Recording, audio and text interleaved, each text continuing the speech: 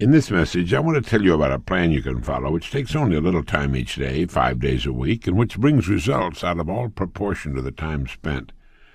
We've covered the fact that no one ever made a purposeful accomplishment without a clear goal toward which to work. I hope you've established one, and that you've begun to think about it frequently every day to impress it into your mind, particularly your remarkable subconscious or superconscious mind. Now, for a moment, consider the things your mind has brought you. Everything you have, your work, your relationship with your family and others, your philosophy of life, all come to you as a result of using your mind. Now consider the estimate made by experts. You've probably been operating on less than 10% of your mental capacity, and probably much, much less than that, according to the knowledgeable experts in such fields. In a recent article for the Saturday Review, our old friend Herbert Otto, psychologist, educator, and chairman of the National Center for the Exploration of Human Potential, reminded us that many well-known scientists, such as the late Dr. Maslow, Margaret Mead, Gardner Murphy, O. Spurgeon, English, Carl Rogers, subscribe to the hypothesis that all of us are using just a very small fraction of our capacities. Margaret Mead quotes a 6% figure. Herbert Otto writes, "My own estimate is 5% or less." Neurological research has shed new light on man's potential. Work at the UCLA Brain Research Institute points to enormous abilities latent in everyone by suggesting an incredible hypothesis. They've said the ultimate creative capacity of the human brain may be, for all practical purposes, infinite. To use the computer analogy, man is a vast storehouse of data, but we've not learned how to program ourselves, usually, to utilize the data for problem-solving purposes. The following appeared in Soviet Life Today, a USSR English-language magazine. Quote, "The latest findings in anthropology, psychology, logic, and physiology show that the potential of the human mind is very great indeed. As soon as modern science gave us some understanding of the structure and work of the human brain, we were struck with its enormous reserve capacity," wrote Yefremov, eminent Soviet scholar and writer. He continues, "Men and women under average conditions of work and life use only a small part of their thinking equipment. If we were able to force our brain to work at only half its capacity, we could," he said, "without any difficulty whatever, learn 40 languages, memorize the large Soviet encyclopedia from cover to cover, and complete the required courses of dozens of colleges." That's if we were able to force our brain to work at only half its capacity. This statement is hardly an exaggeration. It's the generally accepted theoretical view of our mental potentialities. Now, how can we tap this gigantic potential? Well, it's a big and complex problem with many ramifications, but as Herbert Otto pointed out, it's clear that persons who live close to their capacity, who continue to activate their potential, have a pronounced sense of well-being and considerable energy. They see themselves as leading very purposeful and creative lives. The way most people use their minds can be compared to the time back in the early 19th century, when just the eastern shore of the North American continent was settled, just a little strip along the coast. To the west stretched the raw, undeveloped great bulk of what was later to become the incredibly rich 99% of the economy, 99% of the natural resources, which resulted in the standard of living enjoyed today by Americans. If everything you have now, think about this. If everything you have is the result of using just 10% of your mind, and probably far less than that, consider for a moment what it will mean to you and your family if you can increase this percentage at all. This cassette will show you how to use infinitely more of your mental powers, how to develop some of that 90% virgin territory. None of us, as a rule, has the slightest notion of the real capabilities of his or her mind. But believe me when I say that your mind can be compared to an undiscovered gold mine, and it makes no difference whether you're 17 or 70. Look at it this way. Your goal is in the future. Your problem is to bridge the gap which exists between where you are now and the goal you intend to reach. Now, this is the problem to solve. Robert Seashore, when chairman of the Department of Psychology at Northwestern University, pointed out that successful people are not people without problems. They're simply people who learn to solve their problems. There you have it. Living successfully, getting the things we want from life, is a matter of solving the problems which stand between where we now are and the point we wish to reach. No one's without problems. They're part of living. But let me show you how much time we waste in worrying about the wrong problems. Here's a reliable estimate of the things people worry about. Things that never happen, 40%. Things over and past that can't be changed by all the worry in the world, 30%. Needless worries about our health, 12%. Petty, miscellaneous worries, 10%. Real, legitimate worries, 8%. In short, 92% of the average person's worries take up valuable time, cause painful stress, even mental anguish, and are absolutely unnecessary. And with the real legitimate worries, there are two kinds. There are the problems we can solve, and there are the problems beyond our ability to personally solve. But most of our real problems usually fall into that first group, the ones we can solve if we'll learn how. There must be millions of people today who feel they're being barred from the life they want because they look upon problems not as challenges to be met, but as wide chasms beyond their ability to bridge. A little research proves that successful people have the same kind of problems. One of the very real benefits of working with a psychologist or psychiatrist comes from learning that there are hundreds of thousands, maybe millions of other people with problems identical to our own.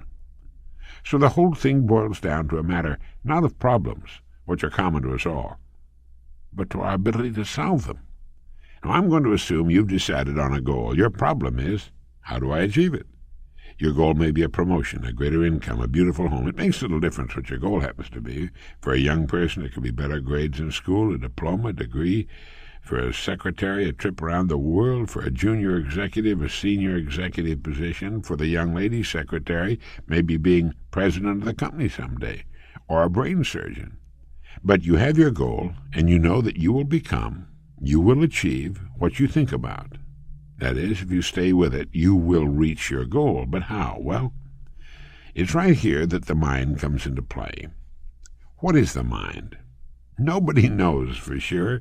Perhaps the best way to describe it is to quote Pulitzer Prize-winning playwright Archibald MacLeish. In his play The Secret of Freedom, a character says, "The only thing about a man that is a man is his mind. Everything else you can find in a pig or a horse." That's uncomfortably true. The human mind is the one thing that separates us from the rest of the creatures on this planet. Everything that means anything to us comes to us through our minds. Our love of our families, our beliefs, all of our talents, knowledge, abilities, everything is reflected through our mind.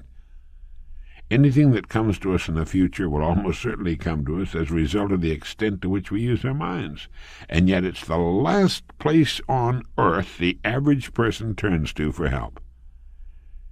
In order to reflect just a moment on the human mind, consider what it's accomplished. As you do, of course, realize that we're developing so rapidly that we've come further in the realm of progress in the past 50 years than in all the preceding 10,000 years of human civilization. Of all the scientists who ever lived, it's estimated that 90% of them are alive today.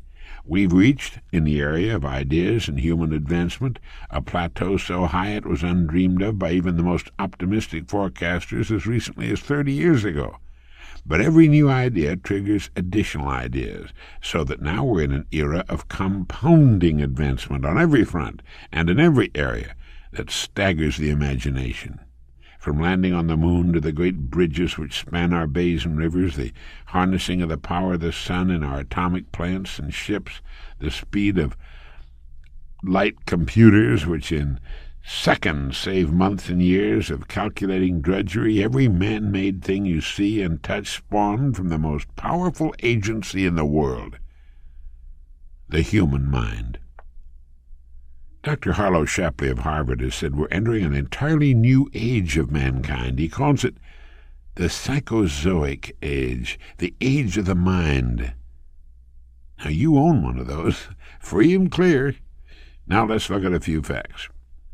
The 40-hour week long standard is in imminent likelihood of being even further shortened. This means that the average working person has at his or her disposal an enormous amount of free time. In fact, if you total the hours in a year, subtract the sleeping hours, if you sleep 8 hours every night, you'll find that the person has almost 6,000 waking hours, of which less than 2,000 are spent on the job.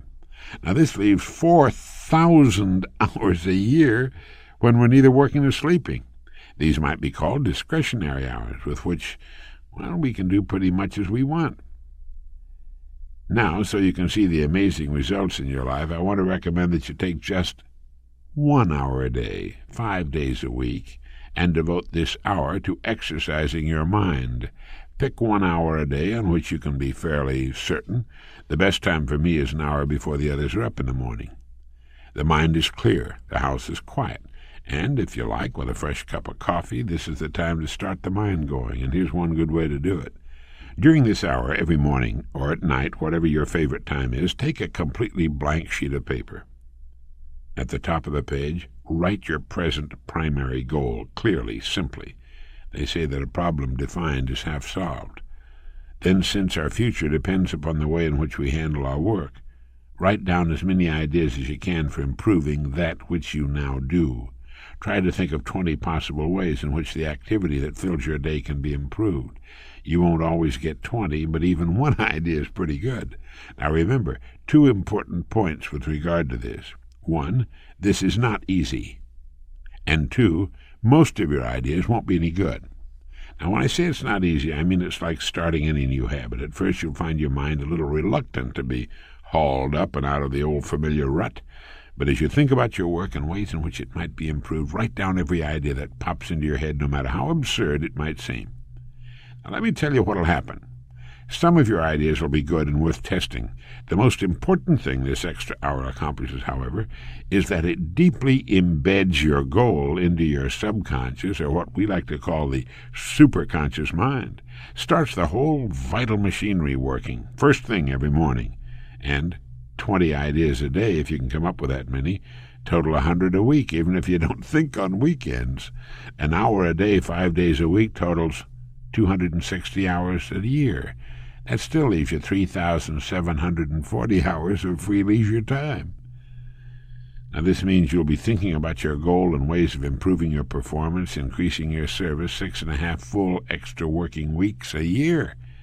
6.5 40-hour weeks devoted to thinking and planning. Can you see how easy it is to rise above the so-called competition? And it will still leave you with 15 hours a day to spend as you please. Starting each day thinking, you'll find that your mind will continue to work all day long. You'll find that at odd moments when you least expect it, really great ideas will begin to pop into your mind. Now, whenever they do, write them down as soon as you can. Just one great idea can completely revolutionize your work and, as a result, your life. If you want to develop the muscles of your body, you take daily exercise of some sort. The mind is developed in exactly the same way, except that the returns are out of all conceivable proportion to the time and energy spent. The mind of man can lift anything. His muscles, even the best developed, are puny alongside some of those of the dumbest animals on earth. If man had depended on his muscles for survival, he probably would have disappeared, as did the dinosaurs, which were incidentally the most physically powerful creatures that ever lived. Let me give you just some of the results people have reported to me as a consequence of following this 1 hour a day routine. An office equipment salesman sold more of his company's product in 1 month than he had formerly sold in an entire year during the 4 years he'd been with his company. A Sunday school teacher with 5 pupils set a goal of 30 pupils. Her last letter told us she now has a class of 25. She's almost reached her goal. I've used this system for years, and it's given me some of the most gratifying and rewarding experiences of my life. And it costs 5 hours a week. 5 hours out of 168. Is it worth it? I'll say it is. It's like spending 5 hours a week digging in a solid vein of pure gold, because your mind is all of that and much more. Each time you write your goal at the top of the sheet of paper, don't worry or become concerned about it. Think of it only as waiting to be reached, a problem only waiting to be solved. Face it with faith, and bend all the great powers of your mind towards solving it. And believe me, solve it you will. This puts each of us in the driver's seat. Let me briefly recap. 1. This week, start spending 1 hour each day getting as many ideas as you can. Try for 20 a day on ways to improve what you're now doing. Remember, the achievement of your goal very likely depends upon it, as does your whole future. Once you start exercising your mind in this way, I know you'll want to continue the practice. It's fun. 2. If everything you now have is the result of using, say, 5 to 10% of your mental ability, you can imagine what life will be like if you can increase this figure to 20% or more. 3. Successful people are not people without problems. They're simply people who learn to solve their problems. 4. Don't waste time and energy worrying about needless things. Remember that 40% of them will never happen, 30% have already happened and can't be changed, 12% are needless worries about health, 10% are petty, miscellaneous worries, and only 8% are real. Try to separate the real from the unnecessary and solve those which are within your ability to solve. 5. The human race has advanced farther during the past 50 years than in all the preceding 10,000 years of human civilization. We're now living right in the middle of the golden age man's been dreaming of and praying for centuries, and it's very likely going to get better. Last of all, the only thing in the world that can take you to your goals in life is your mind, its effective use, and following through on the good ideas it supplies you. Each of us has a tendency to underestimate his or her own abilities. We should realize that we have deep within ourselves a reservoir of great ability, even genius, that can be tapped if we'll just dig deep enough. It's called the miracle of your mind.